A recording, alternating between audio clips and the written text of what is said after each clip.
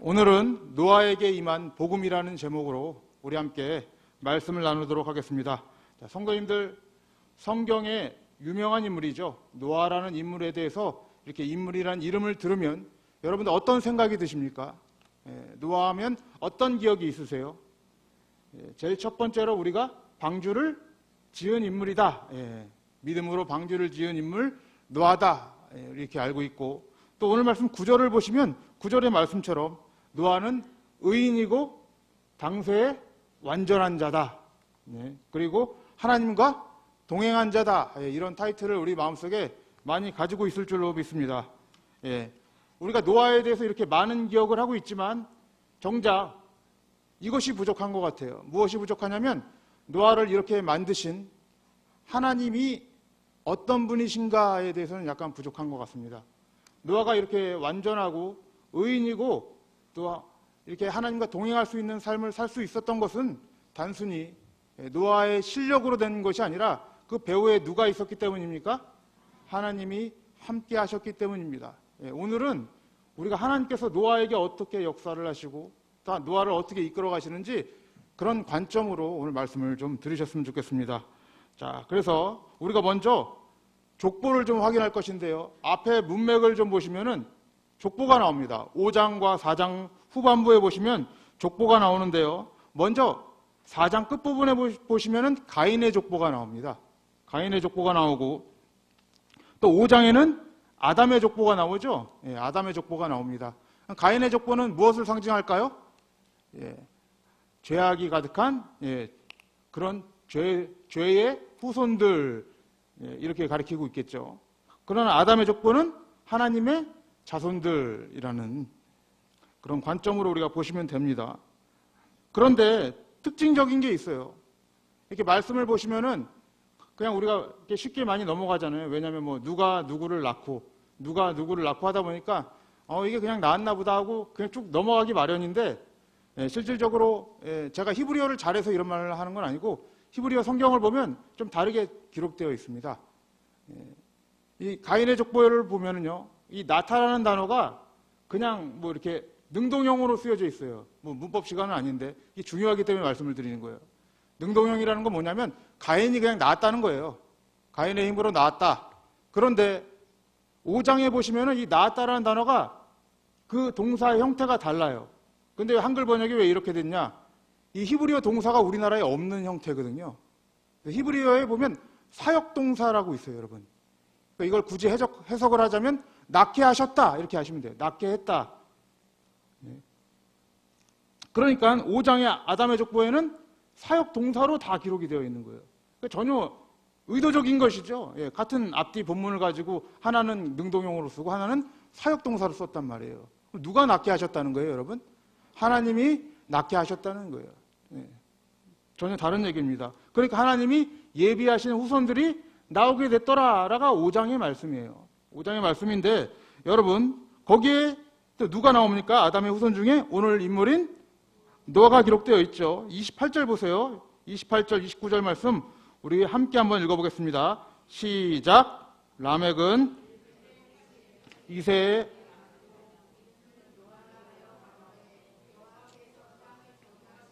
수고로이 일하는 우리를 이 아들이 아니하리라 하였더라 라고 되어 있죠. 노아의 이름이 여기에 정확하게 기록이 되어 있어요. 그런데 이 노아의 뜻도, 노아의 의미도 29절에 기록이 되어 있죠. 그래서 노아의 뜻이 이렇게 풀이되고 있어요. 여호와께서 땅을 저주하심으로 수고로이 일하는 우리를 이 아들이 안위하리라. 그래서 노아라는 이름이 안식이라는 뜻이 있어요. 그런데 여러분들, 원래 인간이 지어졌을 때는 여러분 안식하고 있었습니까? 안식하지 않고 있었습니까? 안식하고 있었죠. 제7일에 하나님이 안식일을 제정하셨는데 6일째 우리 인간들이 만들어지면서 그 모든 천지와 만물을 누가 다 이루셨습니까?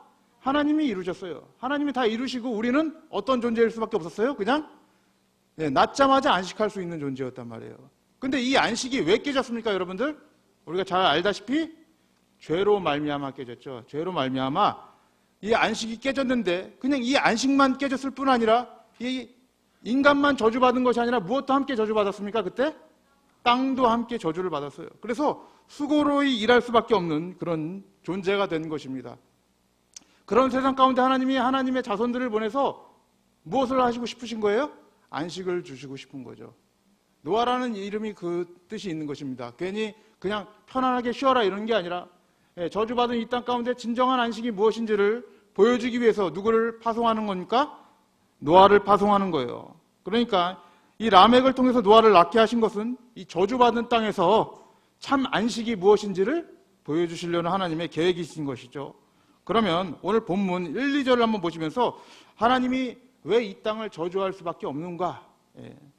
그 죄악의 상황들이 낱낱이 기록이 되고 있는데 한번 읽어보겠습니다. 자, 1, 2절 읽어보겠습니다. 시작. 사람이 땅 위에 번성하기 시작할 때에 그들에게서 딸들이 나니 하나님의 아들들이 사람의 딸들의 아름다움을 보고 자기들의 좋아하는 모든 자로 아내를 삼는지라 라고 얘기해요.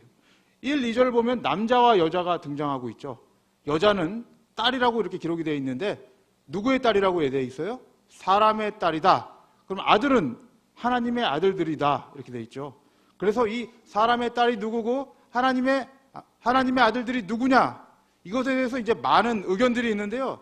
사실 그게 누구든 간에 본문을 해석하는 데는 그렇게 큰 지장은 없습니다. 근데 이 보편적인 해석은 하나님의 아들들은 아담의 후손들이고 5장에 나오죠. 그리고 사람의 딸들은 가인의 후손들이다라는 이게 보편적인 해석들이 있는데요.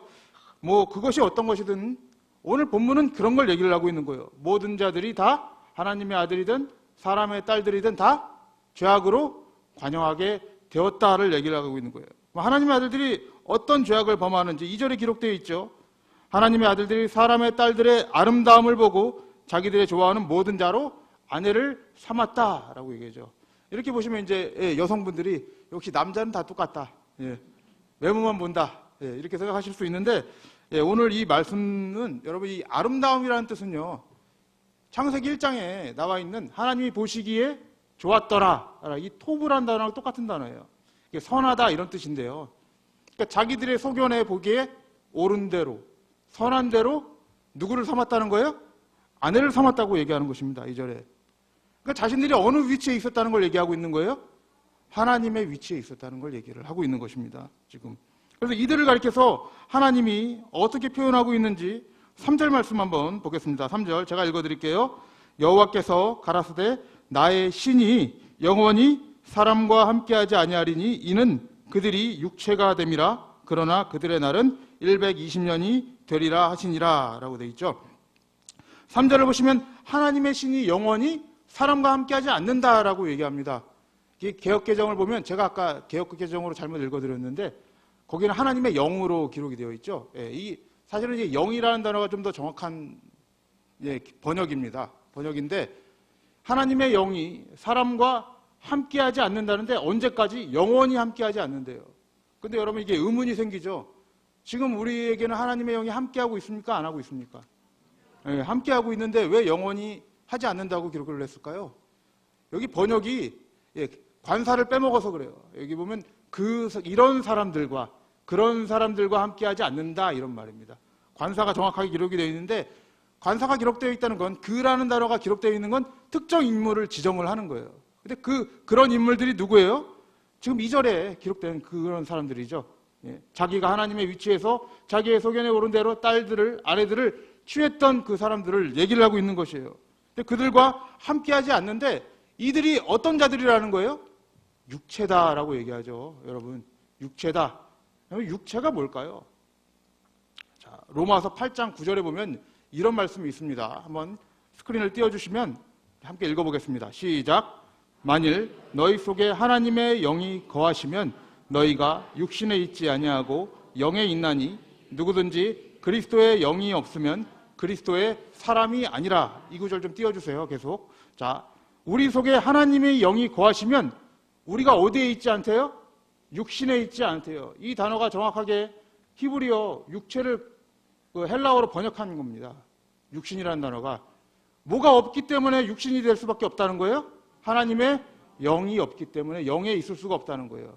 그러니까 그들은 그냥 쉽게 의역을 하면 죽은 영혼에 불과하다는 것이죠. 몸뚱아리만 가지고 있는 죽은 껍질에 불과하다라고 얘기를 하는 거예요. 누가 없기 때문에 하나님의 영, 하나님이 없는 상태를 그렇게 지금 일컫고 있는 거예요.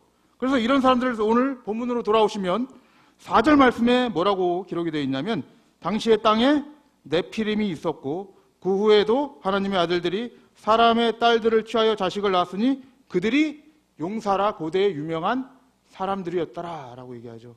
이 네피림은 대장부들 얘기하는 것이죠. 거인들을 얘기하는 것인데 힘의 원리로 살아갔던 사람들, 그리고 용사로 살아갔던 사람들, 이 사람들 다 가리켜서 뭐라고 얘기하는 거예요? 이 육체에 껍데기에 불과하다 이렇게 말씀을 하고 있는 거예요. 오늘 말씀에. 그러니까 이런 세상 속에서 하나님이 어떤 조치를 취하십니까? 7절 말씀 우리 한번 읽어보겠습니다. 7절 함께 읽어보겠습니다. 시작. 가라사대 내가 창조한 사람을 내가 지면에서 쓸어버리되 사람으로부터 육축과 기는 것과 공중의 새까지 그리하리니 이는 내가 그것을 지었음을 한탄함이시나 하시니라. 예, 이 7절을 보시면 여러분 제일 중요한 단어가 뭔지 아십니까? 제일 중요한 단어는 제일 처음 나오는 단어예요. 가라사대예요. 가라사대. 누가 가라사대 하신 겁니까? 하나님이 가라사대 하시는 거예요. 하나님이 말씀하시되라는 거예요. 그 죄악이 관영한 이 세상 가운데 무엇이 떨어지고 있는 거예요? 하나님의 말씀이 떨어지고 있는 거예요. 왜 하나님의 말씀이 떨어질까요?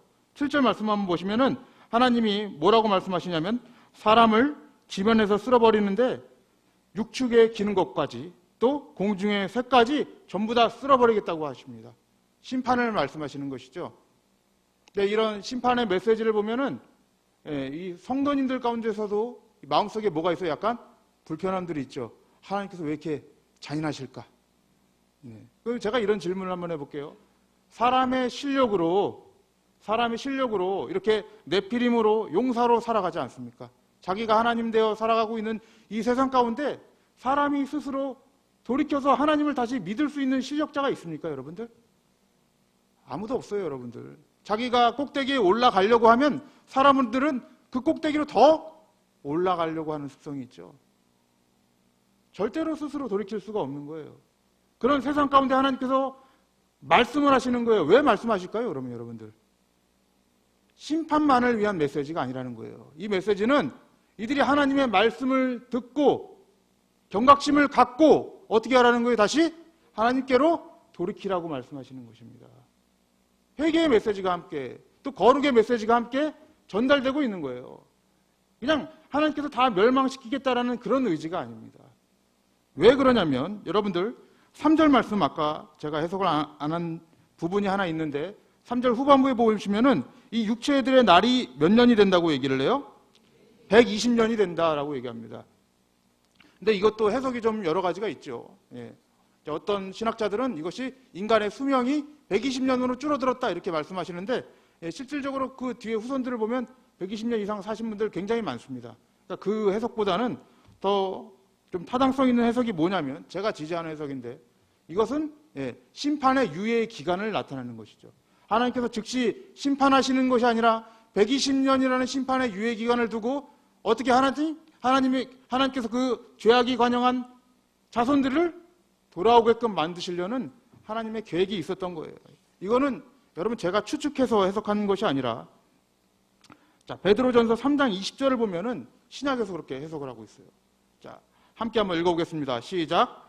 그들은 전에 노아의 날 방주 예비할 동안 하나님이 오래 참고 기다리실 때에 순종치 아니하던 자들이라. 방주에서 물로 말미암아 구원을 얻은 자가 몇 명뿐이니 겨우 8명이라. 이 구절을 띄워주시면은 자, 그들은 여기서 그들은 여러분 윗절을 봤는데 지옥에 있는 영들을 얘기를 하는 것이에요. 그런데 이들이 누구냐면 노아의 날 방주를 예비할 기간이 있었다 그러죠. 그죠? 그 예비할 기간이 있었다는 거예요. 그때 하나님이 어떻게 하고 계셨어요? 오래 참고 기다리셨다는 거예요. 노아가 방주를 예비하실 때 하나님은 어떻게 하고 계셨어요? 오래 참고 기다리셨다는 거예요. 왜 기다리셨어요, 여러분? 그들이 돌아올 수 있는 시간을 충분히 주셨다는 것입니다. 120년이라는 시간을 주셔서 이들이 충분히 회개할 수 있는 시간을 주셨고 이들이 돌이킬 수 있는 시간을 주신 거예요. 그러니까 이들이 심판받아도 더 이상 할 말이 없는 것입니다. 근데 그들이 어떻게를 했대요, 여러분들? 순종치 아니했다는 거예요. 그래서 그때 물로 말미암아 구원을 받은 자가 몇 명이래요? 겨우 8명뿐이 없었다는 거예요. 우리에게 경각심을 주는 거예요. 하나님의 말씀을 믿고 제대로 살아갈 수 있는 자들이 생각보다 많지 않다는 것입니다. 경각심을 주는 것입니다. 그러니까 하나님께서 이 심판의 메시지를 주시는 것은 심판만을 위한 게 아니라는 것입니다.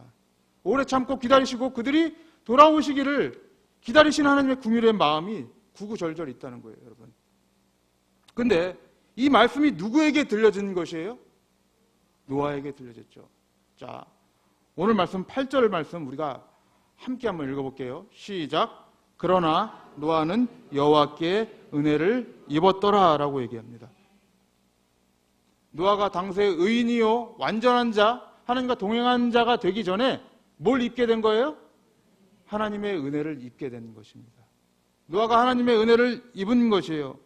그러니까 하나님께서 노아만 편애해서 노아에게만 이렇게 알려주는 것이 아니라 모든 자들에게 알려줬는데 순종치 아니한 자들이 있었고, 노아는 거기서 하나님의 은혜를 만난 것이에요. 여기서 입었더라는 단어가 뭐냐면 여러 용도로 쓰이는데 하나님의 은혜를 발견했다, 깨달았다, 하나님의 은혜를 만났다라고 이렇게 얘기하는 거예요. 노아가 하나님의 은혜를 만난 것이에요. 그러기에 그가 어떤 타이틀을 얻을 수 있는 거예요?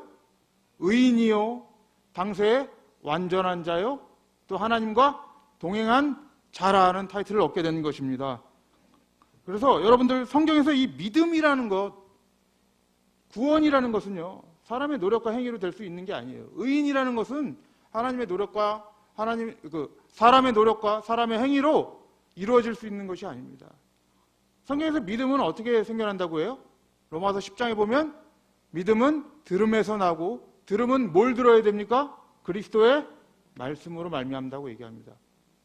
네, 이걸 더 자세하게 얘기해 준 게 로마서 1장 17절 말씀이에요. 로마서 1장 17절 말씀 우리 함께 한번 읽어보겠습니다. 시작. 복음에는 하나님의 의가 나타나서 믿음으로 믿음에 이르게 하나니 기록된 바 오직 의인은 믿음으로 말미암아 살리라 함과 같으니라. 자, 이 구절 자세히 보셔야 됩니다. 자세히 보시면은 믿음에 이르게 하는 제1원인이 무엇입니까? 이 구절에 의하면 복음이죠, 복음. 복음에 뭐가 나타납니까? 하나님의 의가 나타난대요. 하나님의 의가 나타나서 어디로 이르게 됩니까? 믿음으로 이르게 돼요. 그러니까 이 믿음은 어디서 시작되는 거예요? 복음에서 시작되는 것이죠. 근데 복음에서 무엇을 발견하는 것입니까? 하나님의 의를 발견하는 거예요. 하나님의 의를 발견했다는 것은 여러분, 이게 무슨 의미가 있냐면 내가 지금까지 살아왔던 내가 의라고 여겨졌던 것들이 다 어떻게 됐다는 거예요? 의가 아니었다라는 것입니다. 그게 의가 아니라 하나님의 복음 안에서 뭘 발견한 거예요? 그것이 의라는 걸 발견한 거예요. 복음에는 하나님의 의가 나타나 있어요. 그리스도의 의가 나타나 있죠. 그것만이 나의 뭐예요? 믿음이고 나의 의가 되는 것이에요. 다른 어떤 것을 가지고 지금 생활하고 있다면 그 신앙은 잘못 가고 있는 것입니다. 그 의를 발견하지 못했다면 우리는 그 의를 발견하기 위해서 어떻게 해야 돼요? 말씀 안으로 들어가야 돼요. 다른 길이 없으니까요. 복음 안에만 들어있으니까. 여러분들이 그 말씀에 집중하지 않으시면 우리는 항상 그 길을 잊어버린다니까요. 자기 생각으로 어떻게 하나님의 길을 갈 수가 있습니까? 성경을 멀리 하는데 어떻게 하나님의 길을 갈 수가 있어요? 성경 안에만 하나님의 길이 있고 복음의 길이 있고 하나님의 의가 나타나 있는 것입니다. 이것을 멀리해서는 여러분들 우리가 그 의의 길로 한 발자국도 갈 수가 없는 것이에요. 그래서 여러분들 노아는 그러면 어떻게 의를 얻었는지 히브리서 11장 7절 말씀에 이렇게 기록이 되어 있어요. 자, 이 말씀을 자세히 보세요. 자세히 보셔야 됩니다. 자, 함께 읽어보겠습니다. 시작. 믿음으로 노아는 방주를 예비하여 그 집을 구원하였으니 이로 말미암아 세상을 정죄하고 믿음을 쫓는 의의 후세가 되었느니라. 아멘. 이 말씀을 보시면요, 믿음으로 노아가 무엇을 받았다고 얘기해요? 아직 보이지 않는 일에 경고하심을 받았대요. 이 경고하심이 아까 뭐였습니까? 심판의 메시지였죠. 이 심판의 메시지를 누구로부터 받아요? 하나님으로부터 받는 거예요. 노아 스스로 방주를 예비할 수 있었던 것이 아닙니다. 하나님으로부터 무엇을 받아요? 이 메시지를 받은 거예요. 경고하심을 받았는데 이것이 믿지 않는 사람들에게는 뭐였습니까? 그냥 심판의 메시지겠죠. 노아에게는 뭐예요, 그러면 여러분들? 노아에게는 복음이에요, 이게. 오늘날도 여러분들 마찬가지입니다. 우리 안에 무엇이 떨어졌어요? 예수 그리스도의 십자가와 부활이, 그 메시지가 우리 안에 떨어졌어요. 이 세상 가운데 떨어졌습니다.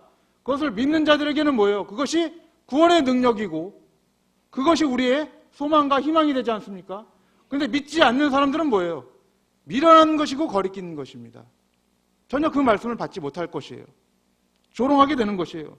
그러니까 오늘 이 히브리서 11장 7절의 말씀처럼 노아가 아직 보이지 않는 일에 하나님의 경고하심을 받는 거예요. 받아서 방주를 예비하게 되는 것입니다. 거기에 이 은혜를 만나는 사람이 누구예요?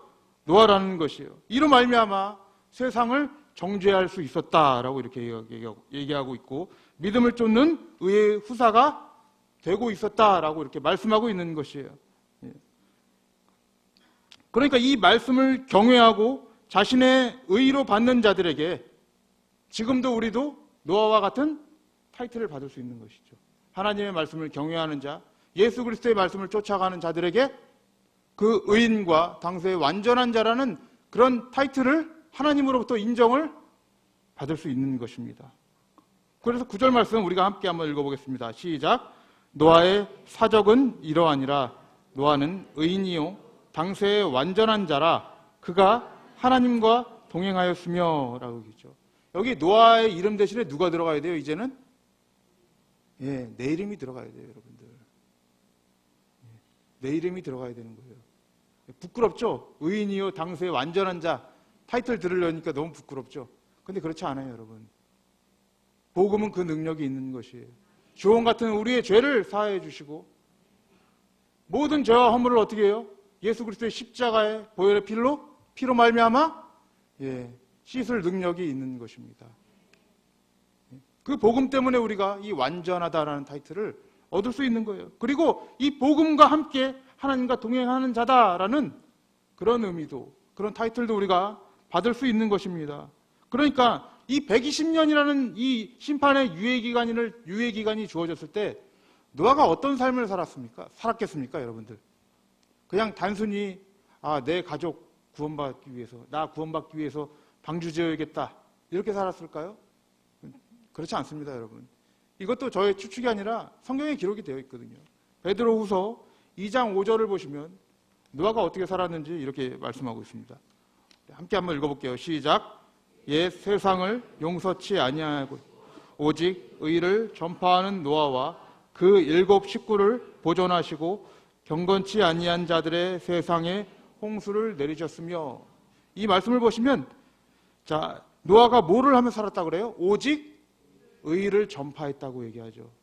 방주를 지으면서 자기 가족만 얘기했던 것이 아니라 하나님의 의를 전파하면서 살았다는 거예요. 왜? 이것만이 무엇이었기 때문에? 소망의 길이고 희망의 길이고 구원의 길이었기 때문에, 이 방주 안으로 들어오는 것만이 생명이라고 여겼기 때문에 이 삶을 살 수밖에 없었던 것이에요. 그런데 여러분, 현실을 한번 생각을 해봅시다. 우리 사랑하는 성도님들, 노아가 그 산 위에다 방주를 지을 때 사람들이 보는 그 방주를 짓는 모양이 어땠을까요, 여러분들? 야, 쟤는 참 현명하다.